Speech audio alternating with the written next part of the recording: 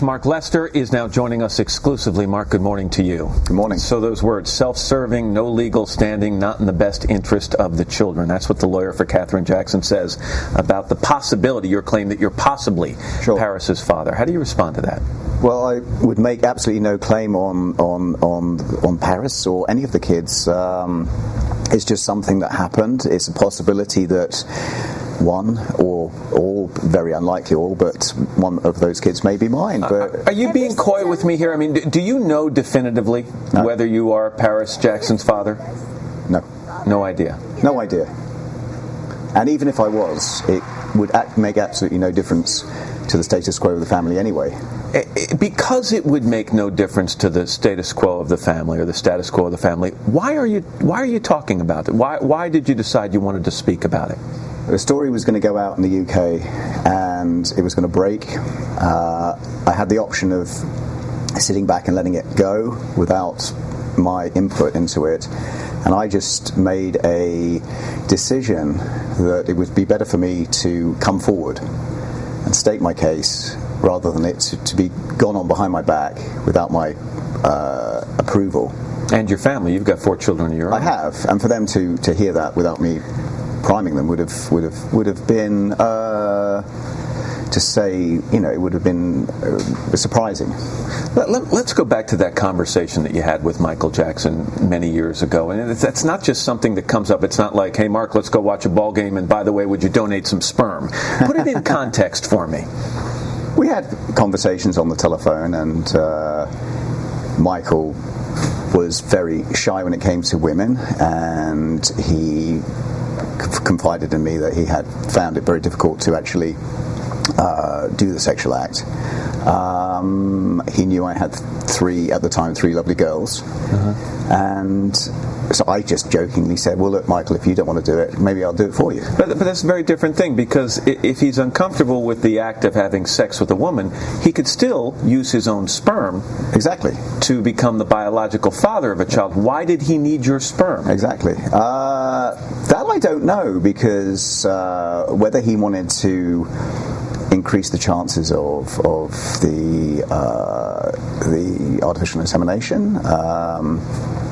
Did he say he had some concerns about his own viability as a father?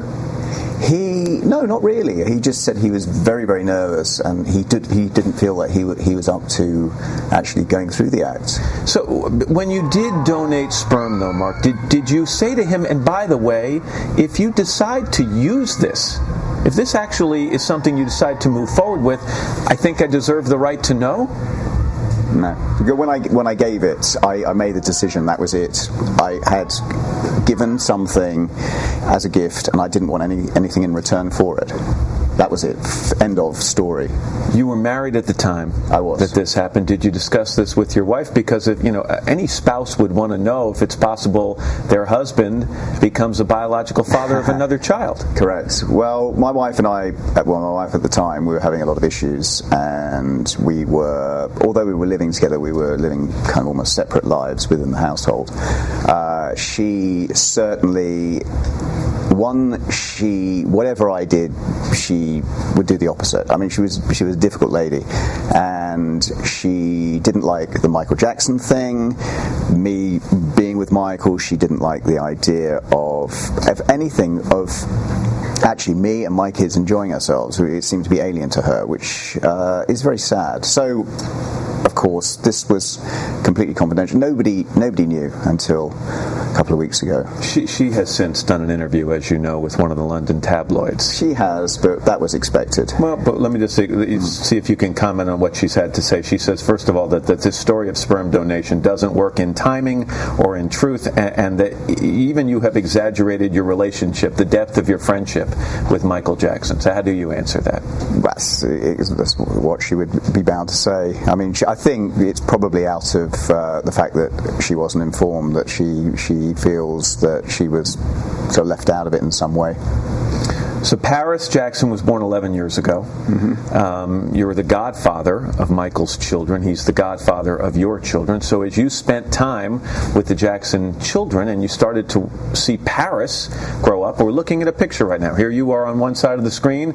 Here's Paris Jackson on the other. Did you ever look and say, wait a second, I think there's a striking similarity, if you do believe there is one? No. I mean, Paris is Michael's daughter. Michael, whether or not he's the biological father, is irrelevant. But is it relevant? Are you possibly the biological father? And when you look at that split screen right there as our viewers are looking at it, do you think there's a resemblance? She's absolutely beautiful, and I would be honoured if that came from me. I mean, she's a beautiful child. She's a highly intelligent kid, and as all the Jackson kids are. One of your children, one of your daughters, Harriet, is in our studio. She's 15, and she's fine with this. I want to make sure that people don't think I'm catching her off guard. I wonder if we can put a split screen up to see if there's a resemblance between Harriet, again 15, and Paris, who's 11. What do you think when you see that? It's very difficult to see your own kids because you always see them in a different way. It's like hearing a tape recording of your own voice. It never sounds the same. They both got relatively high cheekbones. I mean, there are similarities. But it's not an oh gosh moment where you go, wow, of course. No, I think Olivia, my younger daughter, would actually, it looks more like Paris, but everyone seems to have picked up on the fact that Harriet has this resemblance. But I don't know. You've said that you'd be willing to take a paternity test. Is that true? Yeah, I mean, if that was necessary, but I must stress though, those kids are Michael Jackson's children. They're with their family. They're with in the place where they should be. There's if I was called upon to do it, if there was any. But you don't want it to happen. It's not something you would push for. To answer some question in your own mind. I love those kids. I'm the godfather to those kids. I just really, all I want to do is to remain in contact with my family and Michael's children's children to be... Have you been in contact with them since Michael died? Sadly not. And why is that? I don't know. I guess within the Jackson family, there's a lot of upheaval. This was a very sudden and sad event, and I mean, Michael hasn't even been buried yet. I'm hoping that when things settle down, and in a couple of months, maybe that we'll be able to establish some sort of telephone contact, and who knows, maybe we'll pop over to Los Angeles. And I would dearly love those children to come and visit us in England. They've been to my house, and so your message to the Jackson family, you just want to continue a relationship and a friendship. You're not looking for a say in their upbringing or any monetary gain from any of this. No, not at all. I just love them. I'm their godfather. I am the children's godfather, and I really just want my kids get on so well with with Michael's children, and I just want to remain, as friends, and to have that contact. Maybe come see them once a year. Who knows? I'm not saying that we phone every day, but just to have some form of contact would be nice. Mark Lester. Mark, thanks for being here today. I appreciate it. My pleasure.